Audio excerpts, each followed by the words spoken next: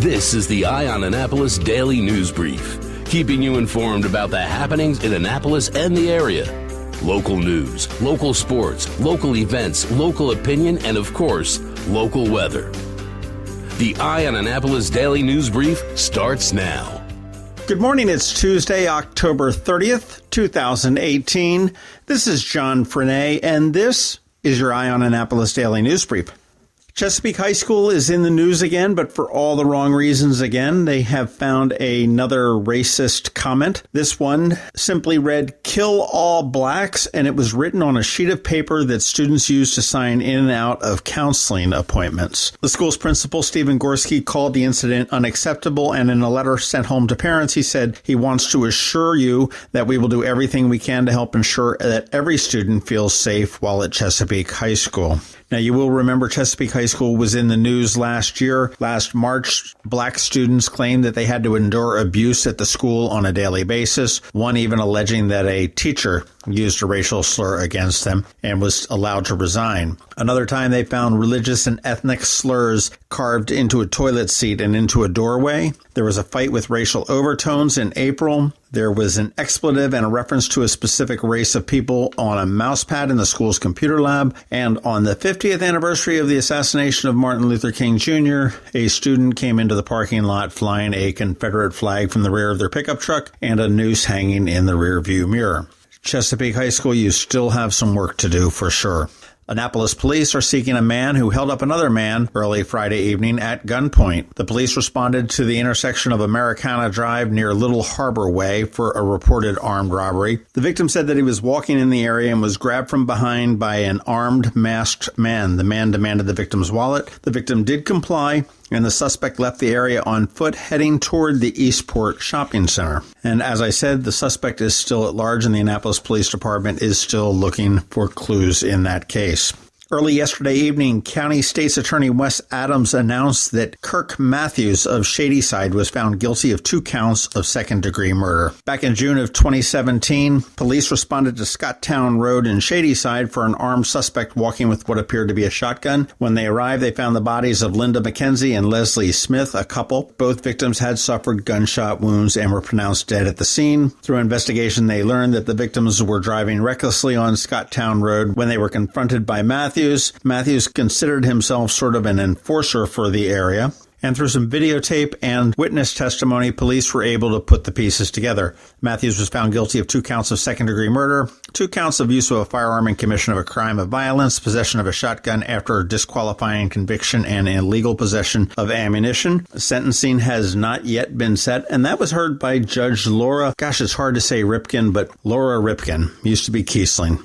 HQ2, Amazon's East Coast headquarters, is back in the news again, and the New York Times had a report last week that pointed to several cities that had been receiving repeat visits by Amazon. Money Magazine put together a panel of experts to see which city might get the nod, and it appears that Northern Virginia is very close to getting it. Of course, this is all speculation, but 4 of the 5 experts point to the Washington region in particular. That group also did cast doubt on whether the decision will be made this year, as Jeff Bezos has said. Together, the panel has over 144 years of experience in site selection and economic development. And one member, Dennis Donovan, who's a principal at Wadley Donovan Gutshaw Consulting, said that if you really go through the process of vetting each location down to the point where you make a final decision, that's an enormous undertaking. I'm not sure that the year's end is realistic. We'll see if Jeff Bezos is a man of his words, because he's supposed to tell us all on December 31st. Well, here's something after December 31st.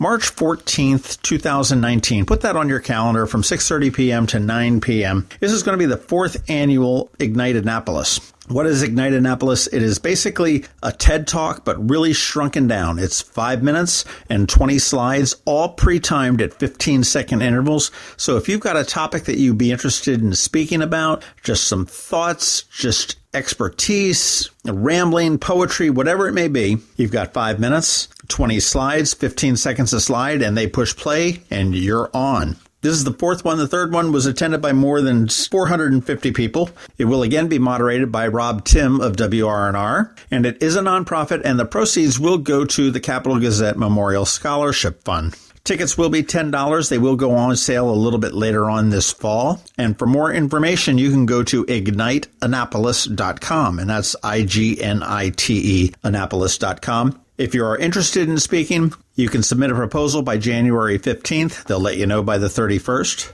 But you can also sponsor the event or volunteer. IgniteAnnapolis.com. Real fun event. I do highly recommend it. That is about it for the top news today. Please make sure you're checking out eyeonannapolis.net throughout the day because we do update it throughout the day. Hang tight. We have George Young with your local DMV weather forecast. And as I've been saying since last Thursday, go out and vote. Early voting does continue through 8 p.m. on Friday evening. Polls are open from 10 a.m. to 8 p.m.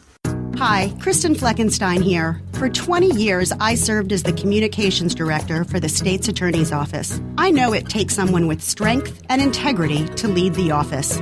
4 years ago, voters overwhelmingly elected Wes Adams. He took over an office that had become dysfunctional and lacked trust. Our communities wanted better than what Ann Lightus had to offer. Wes overhauled the office, instituted training for staff, and worked with Governor Hogan to upgrade technology. The results are lower crime rates and safer communities. This race is too important to be based on partisan politics. It's about who will do the job best. That's why County Police endorsed Wes Adams and why he has my vote. As a lifelong county resident and registered Democrat, I'm confident Wes will do what's right for our families. Join me and vote Wes Adams for state's attorney. Authorized by Friends of Wes Adams. John Spencer, Treasurer. Going out? You need the most up-to-date local weather. Here's George Young from DMV Weather in Annapolis with today's forecast. Hey everyone, this is George with DMV Weather, and here's your Eye on Annapolis forecast for Tuesday, October 30th. 2 days left in October, and the month is going to go out in style the way it started, with tons of sunshine and above average temps. Look for sunshine and highs near 60 degrees today, followed by sunny and much warmer tomorrow for Halloween, with highs upper 60s to lower 70s, and temps likely upper 50s to maybe mid 60s during the trick-or-treating hours of around 6 to 9 p.m. And Annapolis and all of Anne Arundel County will start November on Thursday, much like it ended October, with highs above average in the 70 to 75 degree range before a cold front moves through and brings a bit of rain late Thursday into at least Friday morning. Okay, that's it for today. Be sure to download our free weather app on all of your devices by searching the Apple App Store or Google Play Store for DC MDVA weather so you can always stay weather informed, or follow us on our website at dmvweather.com or on Facebook or Twitter. This is George Young of DMV Weather. Enjoy today's sunny skies as you put the finishing touches on your plans for Halloween tomorrow. But remember, whatever the weather outside, have fun and be safe. Imagine your child saying, "Guess what I learned in school today?" At St. Andrews, it happens every day. We asked teachers why. Our innovative educational approach spans indoors and out with challenging academics that inspire and engage. In our small classes, we are able to find the learner in every child, from preschool to 8th grade. See for yourself as St. Andrews hosts an open house at its Edgewater campus, Friday, November 9th from 9 to 11 a.m. or call 410-266-0952 today. You've been listening to the Eye on Annapolis Daily News Brief. Tell your friends and colleagues this is the podcast where you can keep up on the latest with what's going on in Annapolis. And also tell them about our website, eyeonannapolis.net, where you can find even more information. This podcast comes to you every Monday through Friday at 7 a.m., keeping you informed with the Eye on Annapolis Daily News Brief. And take a moment to listen to our other podcast, The Maryland Crabs, released every Thursday at noon.